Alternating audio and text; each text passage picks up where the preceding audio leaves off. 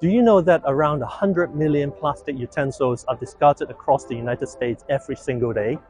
Billions of disposable cutleries are being washed into our oceans every year, and we need to stop this. I'm Eric, founder of Uphold Living. Let me introduce to you Uphold Cutlery. Travel cutleries have been around for decades.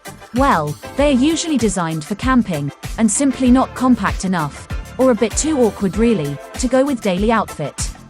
Uphold Cutlery is the most compact set of full-function cutlery available in the market.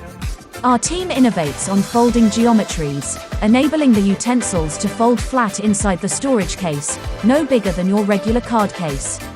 We produce the design specifically for urban users, like working professionals and weekend goers, who tend to travel light and are conscious about the portability and style of things they carry. In June 2022, California became the first state to pass a new law to phase out single-use plastics. Very soon, the rest of the US would follow, like what many other leading countries around the world have already done. We need your support to bring the Uphold Cutlery to life.